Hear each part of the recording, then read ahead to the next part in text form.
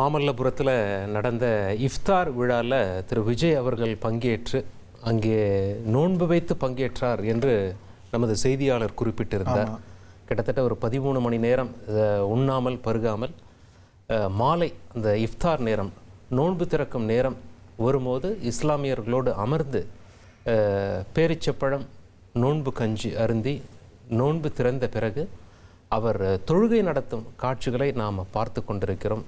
மஹ்ரிப் தொழுகை என்று அழைப்பார்கள். மாலை பொழுது சூரிய அஸ்தமித்த பிறகு நடைபெறும் தொழுகையில் அவரும் பங்கேற்று அதற்கு பிறகு அவர் உரையாற்றியதை நாம் பார்த்தோம். அதில் 2 முக்கியமான பாயிண்ட் சொல்லியிருக்காருங்க பார்த்திபன்.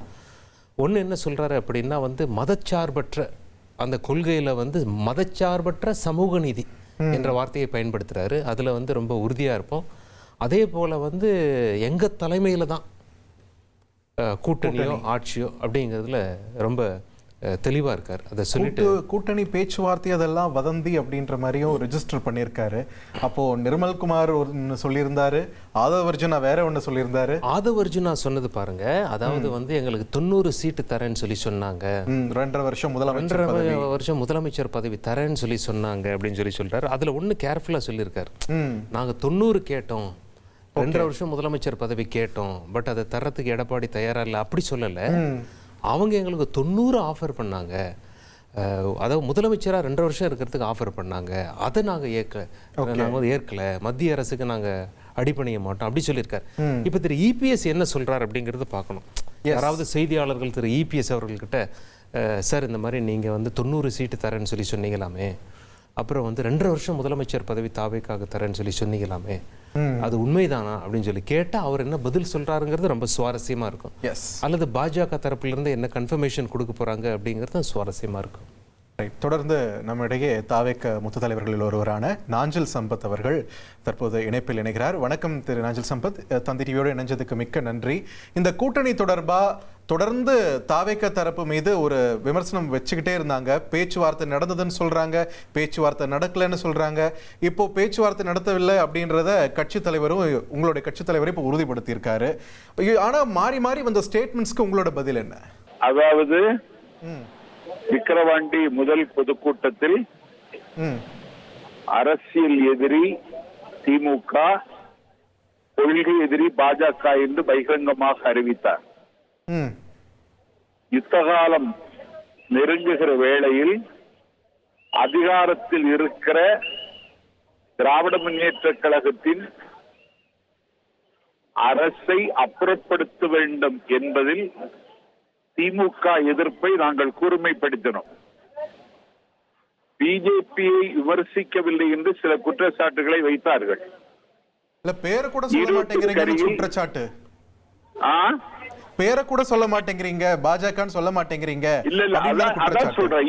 ஈரோட்டுக்கு அருகில் விஜயமங்கலத்தில் நடந்த எங்கள் நிர்வாக குழுவினுடைய ஒருங்கிணைப்பாளர் மதிப்பிற்குரிய அண்ணன் செங்கோட்டையர் ஏற்பாடு செய்த கூட்டத்தில் தலைவர் அவர்களை கோஷம் போட்டது மாதிரி அரசியல் எதிரி என்று சொல்ல, ஆரவாரத்தோடு தொண்டர்கள் திமுக என்று சொல்ல, அதற்கு பிறகு கொள்கை எதிரி என்று தலைவர் சொல்ல, தொண்டர்கள் பிஜேபி என்று சொன்னார்கள். எந்த இடத்திலும் நாங்கள் சறுக்கவில்லை. நாங்கள் அதிகாரத்தில் இருக்கிற அரசை அப்புறம் பேட்டில் எங்க நடக்கு, யுத்தம் எங்கே நடைபெறுகிறதோ அங்கே நாங்கள் எங்களை கூர்மைப்படுத்தி திமுகவுக்காக விமர்சனம் செய்கிறோம். ஒரு கூட்டணி பேச்சுவார்த்தைக்கு நாங்கள் குழுவை அமைக்கவில்லை.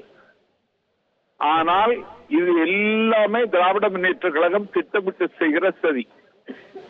இதுல நாங்க பலியாகல. அவர் கான்சியஸ் இஸ் வெரி கிளியர். இன்னைக்கு எங்க தலைவர் இப்தார் நோன்பு திறக்கிற நிகழ்ச்சியில அறிவித்து விட்டார். ஏன்னா எங்கள் இயக்கம் சமத்துவ சமூகம் நோக்கி பயணிக்கிற இயக்கம்.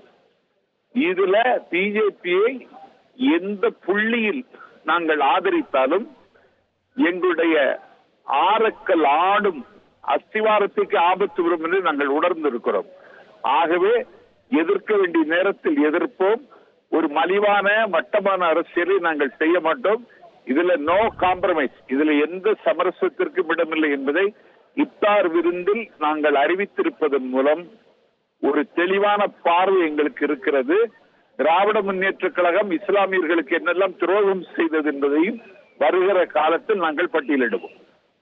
நன்றி திரு நாஞ்சில் சம்பத், இணைப்பில் வந்து உங்களுடைய கருத்துக்களை பகிர்ந்தமைக்க. 1,27,00,000 மனங்களை வென்ற தந்தி டிவி யூடியூப் சேனல். தவிர்க்க முடியாத தம்ப்நெயில்ஸ், கலக்கலான கான்டென்ட்ஸ். நீங்களும் இந்த குடும்பத்தில் இணைய இப்பவே சப்ஸ்கிரைப் பண்ணுங்க. அசுரபலம் கொண்ட எங்கள் டிஜிட்டல் கரங்களில் உங்கள் விளம்பரங்களை சேர்க்க வாட்ஸ்அப் பண்ணுங்க. 893988883778. Email advtthanditv@dttv.in.